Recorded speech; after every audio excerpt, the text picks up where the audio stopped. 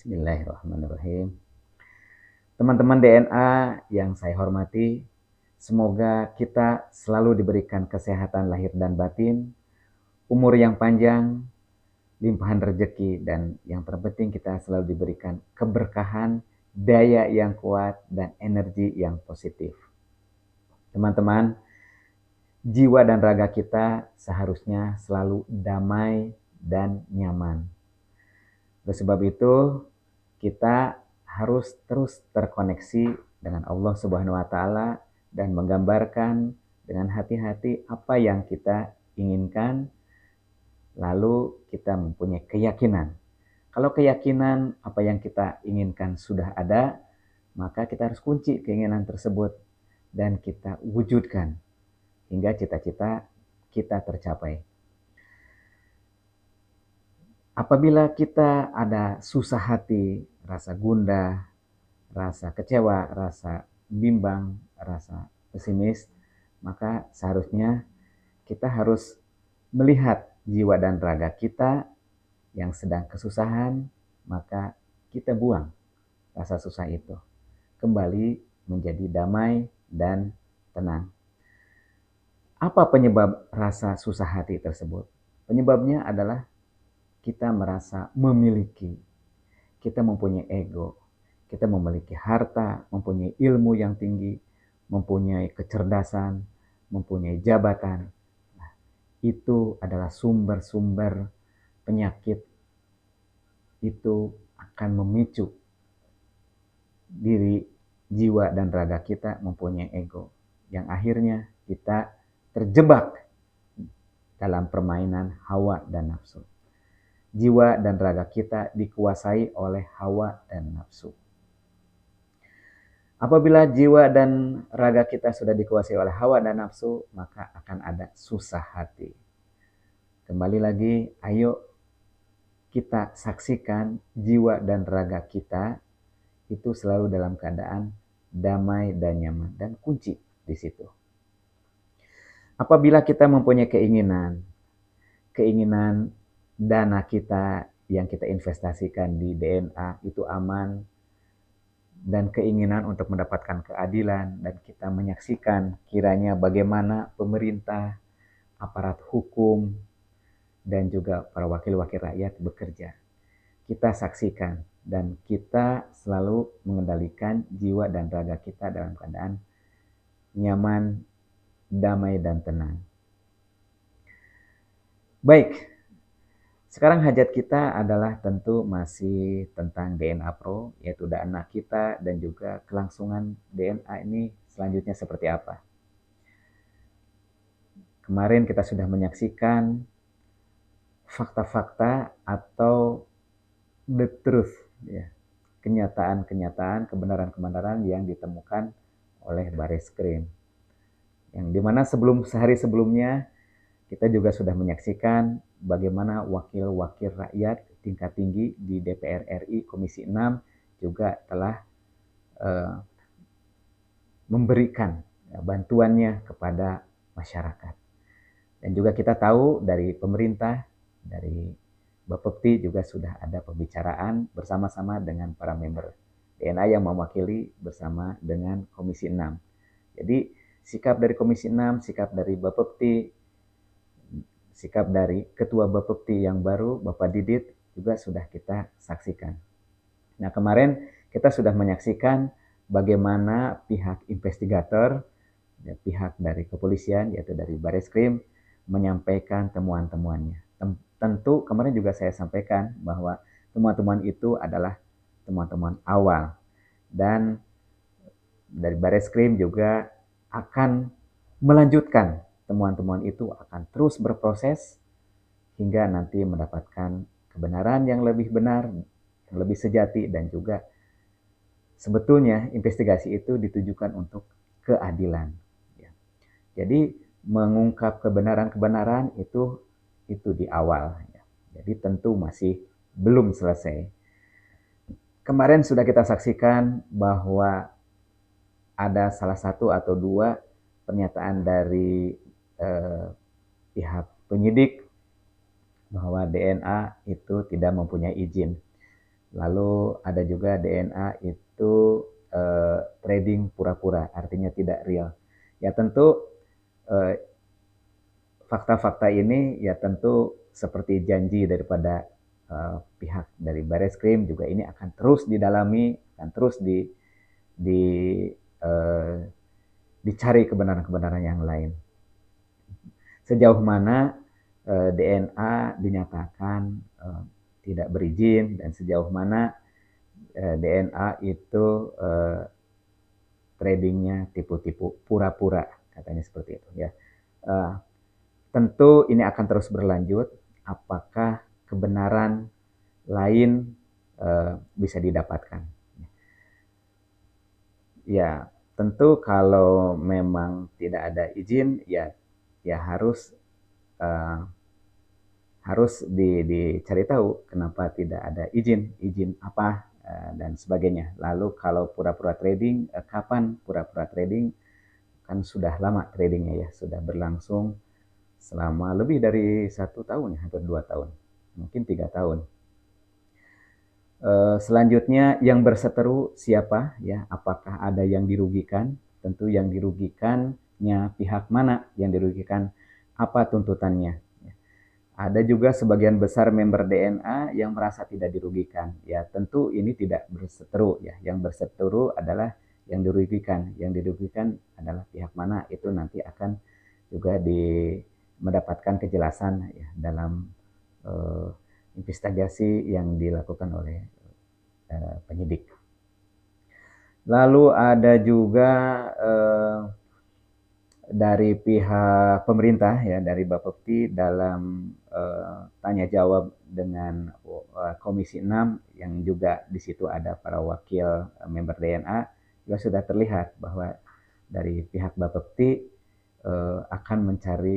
akan membuat regulasinya ya, sehingga nanti kalau sudah ada regulasinya dan sudah ada rentan waktunya yang dijanjikan, dan bahkan ada pertanyaan apakah dari pihak Bapepti atau ketua dari Pak Bapepti apakah mempunyai kemampuan untuk memimpin atau menyelesaikan permasalahan ini. Yang jelas masalah dana, masalah kelanjutan DNA ini terus dibicarakan. Tentu yang terpenting adalah kita mengetahui siapa yang berseteru, lalu masalahnya apa, lalu fakta-fakta yang sudah diungkapkan oleh Bareskrim itu kan akan terus didalami. Apakah betul tidak mempunyai izin yang mana yang belum lengkap dan kenapa kan gitu. Lalu apakah betul DNA itu piramid karena memang ada MLM-nya. MLM kan sifatnya selalu seperti itu kan gitu polanya. Lalu apakah Ponzi? Nah, itu harus terus didalami oleh penyidik ya. Kita sebagai member DNA tentu terus berterkoneksi dengan Allah Subhanahu wa taala, terus kita berdoa, terus kita mempunyai harapan-harapan pada akhirnya kita akan mendapatkan keadilan. Sebetulnya bukan hanya kita yang mendapatkan keadilan, tetapi juga negara harus mendapatkan keadilan, member harus mendapatkan keadilan, manajemen DNA Pro juga harus mendapatkan keadilan. Jadi semua harus mendapatkan keadilan sesuai dengan kesalahannya. Kesalahannya ada di mana? Kan gitu. DNA adalah organisasi yang belum tentu sempurna, ya sama seperti organisasi yang lain. Jauh kesempurnaan itu sulit didapatkan di dalam dunia bisnis. Apakah DNA itu manajemennya memang dari awal sudah tipu-tipu atau dari awal memang sudah baik ya? Kalau kita melihat pengakuan dengan suara lirih kecil dan hampir tidak terdengar dari Bapak Daniel Abe, bahwa DNA di awal berjalan dengan sangat baik, tapi seiring dengan banyaknya masyarakat yang menginvestasikan dananya di DNA akhirnya mengalami kesalahan. Sebetulnya itu seharusnya diaudit ya, harusnya diperbaiki manajemennya. Jadi manajemen itu mungkin yang kesalahannya itu dari 3 hal aja. Mungkin pertama dari desain, mungkin dari aplikasi, ya, desain manajemennya, lalu dari personelnya, lalu dari SOP-nya. Nah, SOP itu kan harus dijalankan, kan. Dan SOP itu sudah masuk di dalam proposal waktu DNA membuat izin atau perizinan kepada Departemen Perindustrian dan Perdagangan dan mendapatkan izin. Nah, tentu SOP ini harus terus-menerus dijalankan. Nah, dalam organisasi tentu manajemen harus mendapatkan audit. Ya. Jadi kalau dilihat dari perkataan Bapak Daniel Albe di awalnya baik, ya memang ada manajemennya ya, berjalan dengan baik, tetapi pada saat pekerjaan membesar, pada saat peak, tentu harus ketiga hal, yaitu personel atau orang-orang manajemen di DNA-nya mungkin kurang orang atau mungkin ke overload ya, overload, dan juga mungkin aplikasinya juga kan itu kan ciptaan manusia, kalau sudah ratusan ribu harus dihandle tentu memerlukan waktu ya. Dan juga orang-orangnya perlu ditingkatkan kemampuannya. Nah, ini adalah kesalahan-kesalahan yang manusiawi sebetulnya, dan itu bisa diperbaiki. Diperbaiki lewat yang namanya audit ya. Jadi di audit, audit itu berhubungan dengan prosedur ya, dengan tata cara kerja. Di mana kesalahannya. Ya, tapi kalau langsung disidik ya tentu ya sama aja, penyidik adalah berfungsi juga sebagai auditor ya, pasti akan menemukan mistakes ya, kesalahan ya. Dalam hal ini kan DNA langsung disidik ya, tanpa ada audit dulu, tanpa ada pemeriksaan, langsung dilaporkan ke Bareskrim, sehingga Bareskrim langsung mengaudit ya, menginvestigasi ya, audit ada di dalamnya ya, bertemulah dengan fakta-fakta yang dilaporkan tadi. Cuman perizinannya adalah perizinan yang mana, tetap karena memang kita sebagai member tahu bahwa DNA ada perizinannya, ada SIUPL-nya ya, dari Departemen Perindustrian dan Perdagangan. Dan juga kalau tradingnya pura-pura, apakah berapa persen ada trading pura-pura? Kan itu bisa saja kan. Prosedur tidak dijalankan, berapa persen prosedur tidak dijalankan, bisa saja ya, dan itu juga tetap adalah fakta ya, itu adalah fakta ya. Sebetulnya fakta ini harus diperbaiki ya, diperbaiki sesuai dengan permintaan daripada Bapak Presiden Joko Widodo, bahwa Departemen Perindustrian dan Perdagangan, Memperindag didesak untuk membina digital trading Indonesia. Ada kata-kata terakhir dari Bapak Daniel Abe bahwa semoga digital trading Indonesia ke depan lebih baik ya. Tentu ya seharusnya demikian ya. DNA mungkin sudah baik tetapi masih ada kesalahan.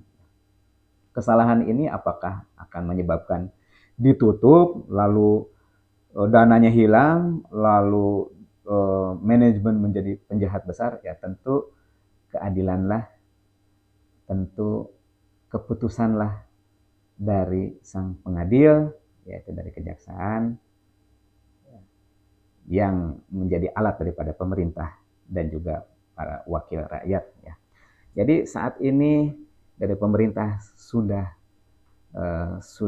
ada tanya jawab ya, dengan para wakil rakyat di Komisi 6, juga ada dari masyarakat juga sudah ada tanya jawab, bahkan ada seorang ibu member DNA yang betul-betul merasa kehilangan dananya, dan juga sekarang dari petugas hukumnya juga sudah bekerja ya. Dalam hal ini dari aparat penegak hukumnya sudah menginvestigasi, yaitu dari Bareskrim. Dan tentu ini adalah masih berproses terus ya. Jadi investigation for justice ya. Jadi investigasi itu adalah untuk keadilan sebetulnya, keadilan. Nah, kebetulan semoga saja keputusan yang arif, bijaksana, dan damai serta nyaman dari semua pihak bisa didapatkan oleh semua pihak pula.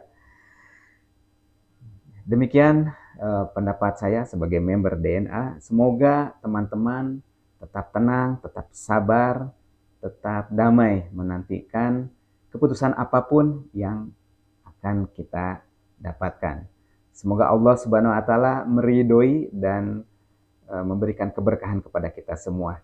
There's nothing personal, it's only for DNA Pro.